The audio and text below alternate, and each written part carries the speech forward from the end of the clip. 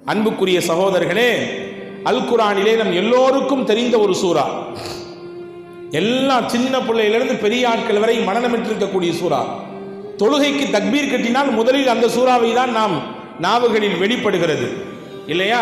குல் ஹுவல்லாஹு அஹத். இந்த சூறாவின் தனிச்சிறப்பு நிறைய இருக்கிறது.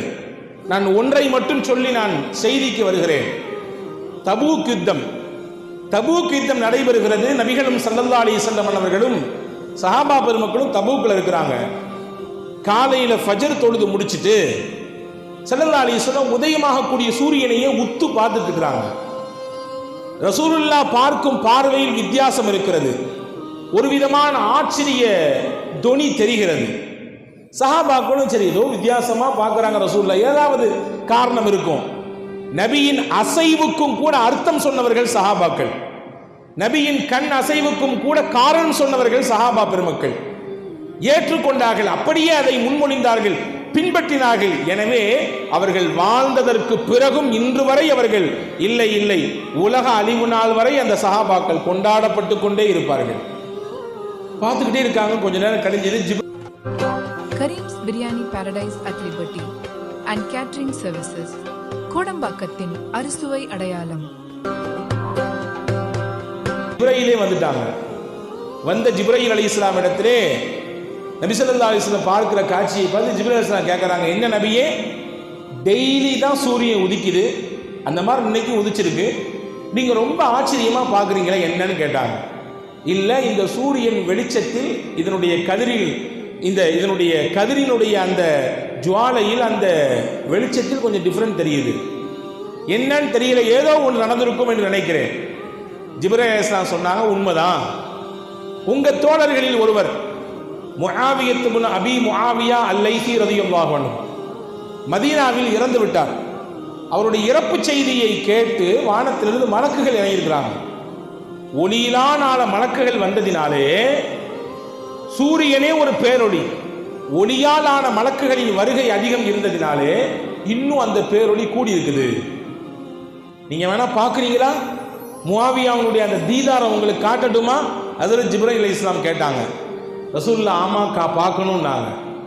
மதீனாவில் இருக்கும் ஹஜ்ரத் முஆவியத் இப்னு அபி முஆவியா அல்-லைஸி ரலியல்லாஹு அன்ஹு அவர்களுடைய அந்த முகத்தை ஜிப்ரீல் அலைஹிஸ்ஸலாம் பூமியை சுருக்கி நபிகளுக்கு காண்பிக்கிறார்கள்.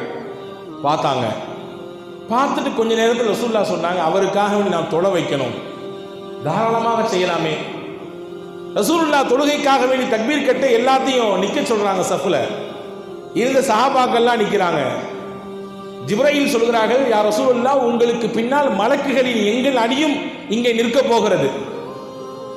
ஏற்கனவே மலக்குகள் வந்து இறங்கியிருக்கிறாங்க, நீங்க தொழ வைக்கிறீங்கன்னு கேள்விப்பட்டு மலக்குகள் இந்த ஜனாசா தொழுகையிலையும் பங்கெடுக்க வர போறாங்க, தாராளமா வரலாம்.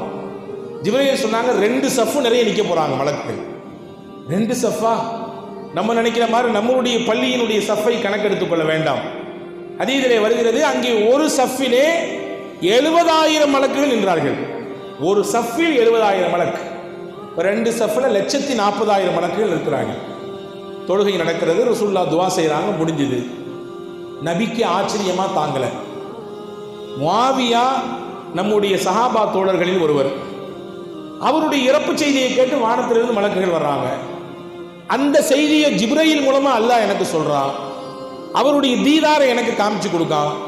நான் தொழ வைக்க போறேன்னு செய்தியை கேள்விப்பட்டு மலக்குகள்லாம் வந்து 2 சஃப்ல நின்று 140,000 மலக்குகள் தொழுதுருக்கிறாங்க. இப்ப கேட்டாங்க, நபி பிமனால ஹாதிஹில் மன்சில, இந்த உயர்ந்த அந்தஸ்தை முஆவியத் இப்னு அபி முஆவியா அல்-லைஸி எப்படி பெற்றுக்கொண்டார் அப்படின்னு கேட்டாங்க. எப்படி முடிஞ்சு இவ்வளவு பெரிய அந்தஸ்து? மலக்குகள்லாம் வந்து இவ்வளவு கூட்டமா அவருடைய ஜனாசாவில் பங்கெடுக்கிறது. நம்முடைய ஊரிலே யாராவது ஒரு இறந்து போனால் அவருடைய ஜனாசாவில் கொஞ்சம் கூடுதலா மக்கள், எதிர்பார்த்ததை விட அதிகப்படியாக கலந்து விட்டால் நமக்கெல்லாம் அதுவே ஒரு வாரத்திற்கு பேச்சாக இருக்கும். எவ்வளவு பேர் வந்துட்டாங்க அவருடைய ஜனாசாவுக்கு, எங்கெங்கெல்லாமோ வந்துட்டாங்களே, அங்கேருந்து வந்துட்டாங்களே, இங்கேருந்து வந்துட்டாங்களே, அவர் வேலை செஞ்ச ஊர்லேருந்து வந்துட்டாங்களே, அவர் முன்னாள் பழகின இடத்துலேருந்து வந்துட்டாங்களே, எவ்வளவு கூட்டம் என்று அந்த பேச்சாகவே ஒரு சில நாட்கள் கடந்து போகும் இல்லையா? முஆவியத் இப்னு அபி முஆவியாவிற்கு வானத்திலிருந்து மலக்குகள் வந்திருக்கிறாங்க. மலக்குகளின் தலைவர் ஹஜ்ரத் ஜிப்ரீல் அலைஹிஸ்ஸலாம் வந்திருக்கிறாங்க. ரசூலுல்லாஹ் கேட்டாங்க, என்ன காரணம் அப்படின்னு கேட்டாங்க.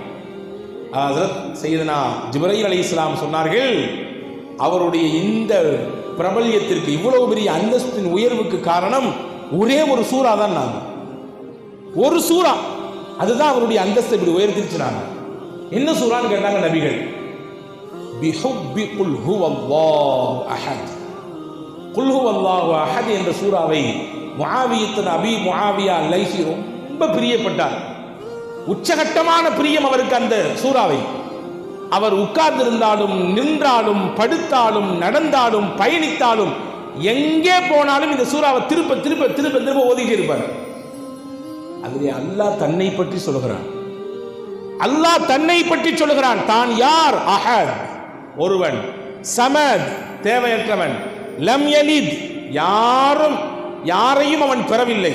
வலம் யூலத், அவனுக்கு யாரும் பெற்றோர்கள் இல்லை. வலம் யகுல் லஹு குஃபுவன் அஹத், அவனுக்கு இணை உலகத்தில் யாரும் எதுவும் இல்லை. உலகத்தில் இப்படி ஒரு இலாஹியத்தை, இறை இயலை சொன்ன மார்க்கம் இஸ்லாம் மட்டும்தான்.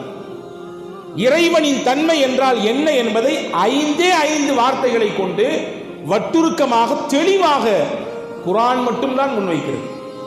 அல்லாஹ் அவர் அவருடைய தன்மை சொல்லப்படுகிற அந்த அத்தியாயத்தை பிரியப்பட்டார்ன்றதுனால அல்லாஹ்வும் அவரை ரொம்ப பிரியப்பட்டான். அல்லாஹ் பிரியப்பட்டா எப்படி இருக்கும்ன்றதை உம்மத்திற்கு காட்ட நினைச்சான். அபி முஆவியா அபி முஆவியினுடைய மௌத்தின் மூலமாக அதை காண்பிச்சு தான் நாங்கள் ஹஜ்ரத் ரசூலுல்லாஹி ஸல்லல்லாஹு அலைஹி வஸல்லம் இடத்திலே ஜிப்ரீல் அலைஹிஸ்ஸலாம். அன்புக்குரிய சகோதரர்களே, இங்கே நான் சொல்ல வரக்கூடிய தகவல் என்னவென்றால், அல்லாஹ் தன்னை பற்றி இந்த உலகத்திற்கு நபியை வைத்து சொல்ல சொல்கிறான். குல், நீங்க சொல்லுங்க நபியே, யார் அல்லாஹ்னா யார் சொல்லுங்க. நீங்க குல் சூறாக்களிலே முக்கியமான சூறா இது இல்லையா?